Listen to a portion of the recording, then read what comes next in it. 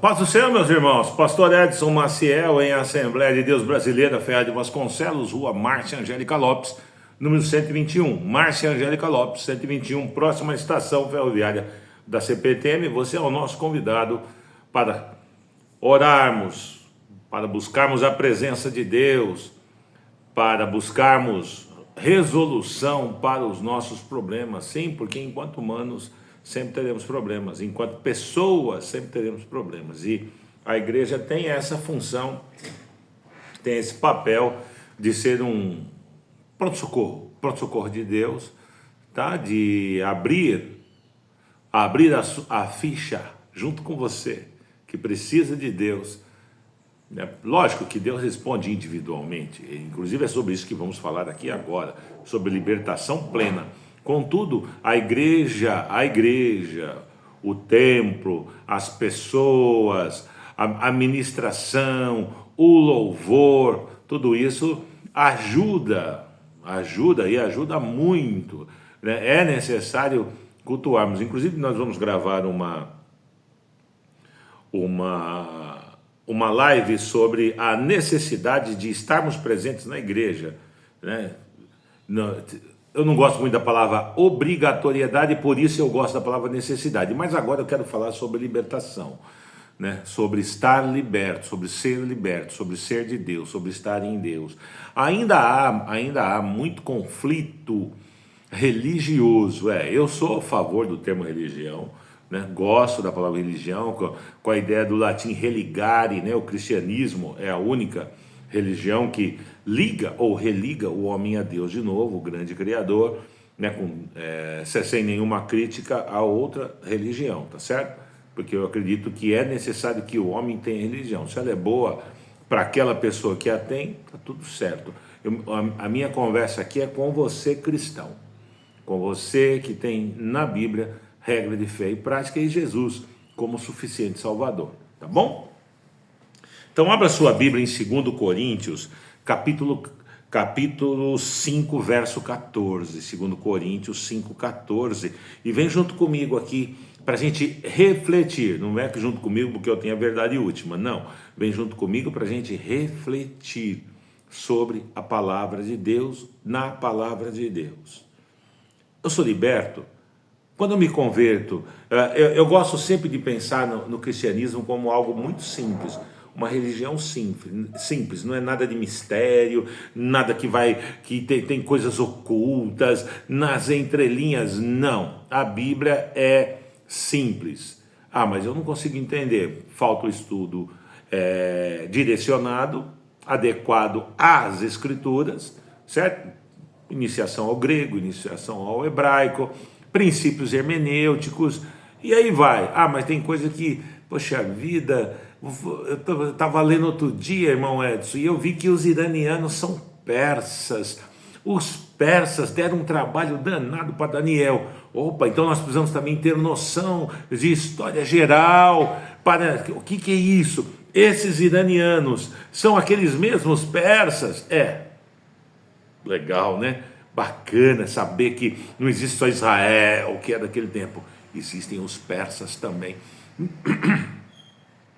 Mas a Bíblia é simples.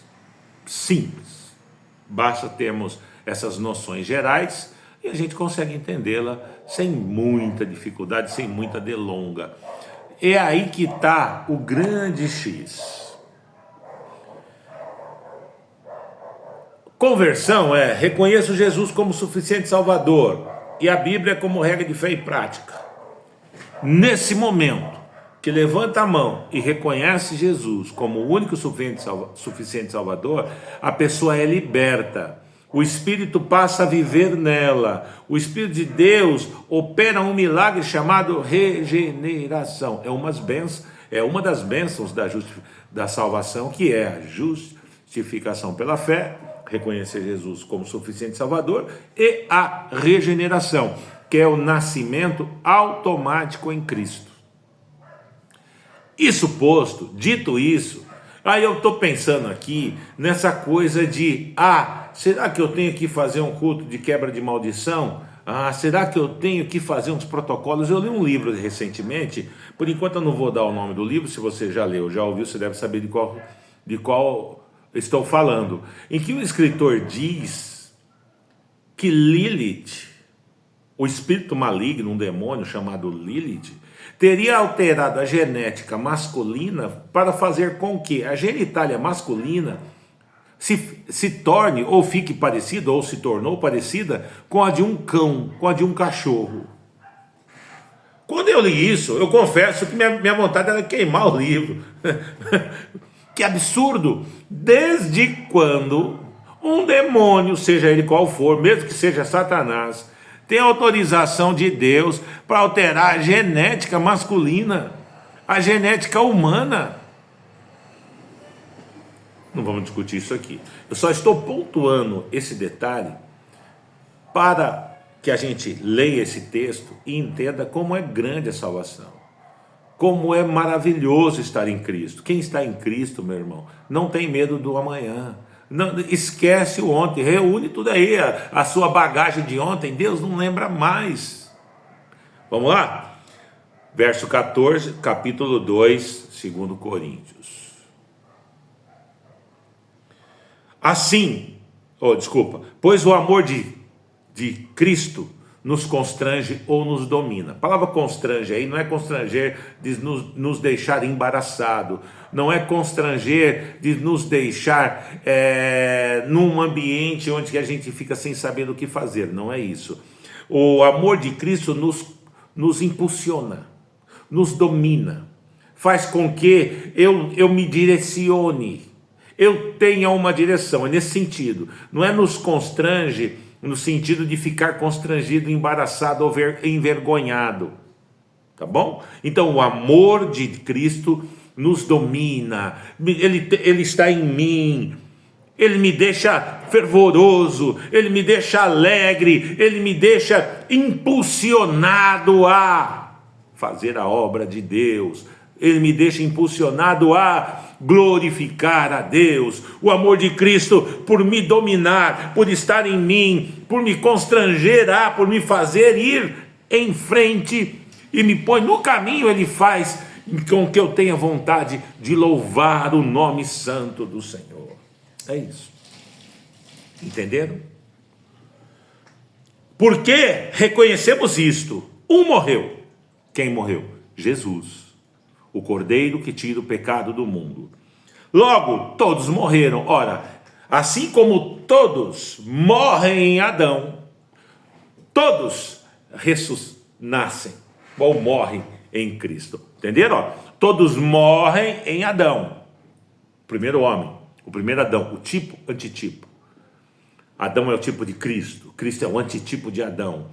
Assim como a ideia de tipo, antitipo, o anticristo não é só aquele que é contra Cristo, ele é contra tudo aquilo que representa Deus, mas ele é aquele que vai querer ocupar o lugar de Cristo. Nós temos aí o ex-presidente do Brasil, que dizia que por ter o nome Messias, estava numa missão toda, e o Brasil entrou, degringolou, num negócio terrível, né? Lá o presidente dos Estados Unidos, que já inclusive fez até um bezerro de ouro, né?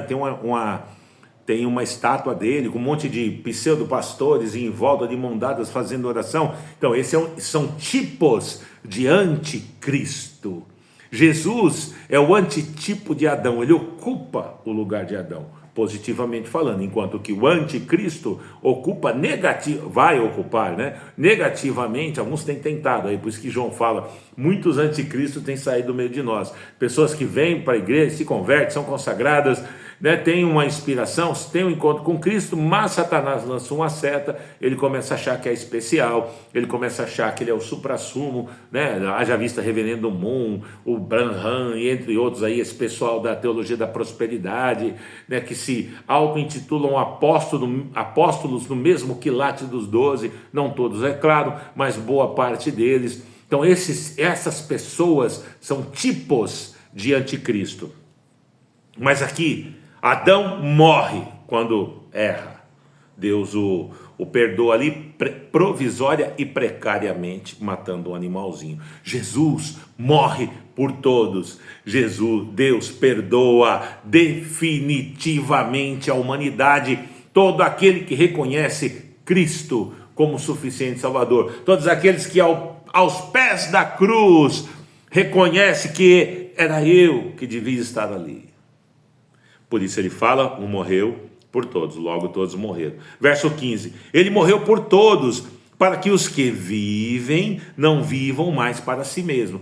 Não significa que ele vai anular o meu querer, vai anular a minha vontade, vai anular os meus desejos. Significa que o amor de Cristo que está em mim, que me impulsiona, que me constrangear no sentido de fazer com que eu queira ir para Nova Jerusalém, ter um encontro com Jesus nos ares, viva em função do reino. O reino de Deus não vai chegar. O reino de Deus não chegou e foi. O reino de Deus já está. Jesus deixa isso claro. O reino de Deus é chegado. Chegou. Para todo aquele que se converte. Todo aquele que tem um encontro com Cristo. Tá bom? Não vivam mais para si mesmos, mas para aquele que por eles morreu e ressuscitou. Por eles morreu e ressuscitou. Jesus ressuscitou por você, por mim, por nós. Não espalha, tá? Tem gente achando aí que será, não. Viva a salvação, viva a salvação. Mas para aqueles que por ele morreu, ressuscitou. Verso 16, assim que nós, daqui por diante, a ninguém conhecemos segundo a carne. O que é isso? Segundo nossos desejos, segundo, como diria a psicanálise, os pulsões, seja da vida ou da morte. Nós não reconhecemos ninguém segundo o desvario emocional. É isso que ele quer dizer aqui, a carne. Sobre o descontrole emocional. Não reconhecemos ninguém. Nós temos os dons espirituais. Nós temos o fruto do Espírito. Entre o fruto do Espírito está o autocontrole. E no fruto do Espírito está o discernimento. Ninguém nos controla.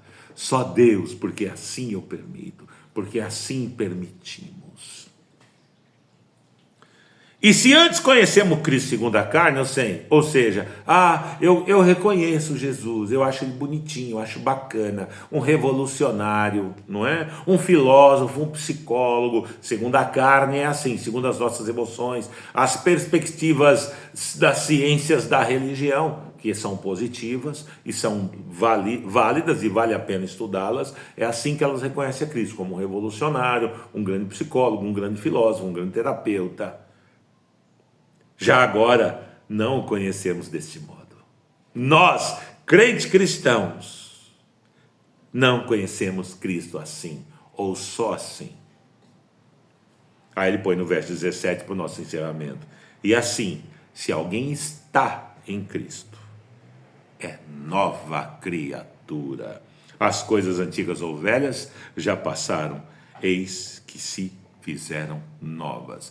Não tem pecado hereditário, não tem maldição hereditária, não tem ligações espirituais de coisas antigas que eu ou você tenhamos praticado antes da conversão, porque no momento em que você e eu reconhecemos a Cristo como suficiente Salvador, o Espírito veio em nós e nós fomos libertos. Não há como um demônio, seja ele qual for, mesmo Satanás, alterar a genética humana. Sabe por quê? Porque foi Deus que fez você, segundo a imagem dele e a semelhança dele. Deus abençoe você em nome de Jesus. Viva a salvação plena, viva a religiosidade em Cristo de forma plena, em nome de Jesus. Quer falar conosco? Assembleia de Deus Brasileira, Rua Márcia Angélica Lopes, número 121. Quer falar conosco? 119-9588-0003.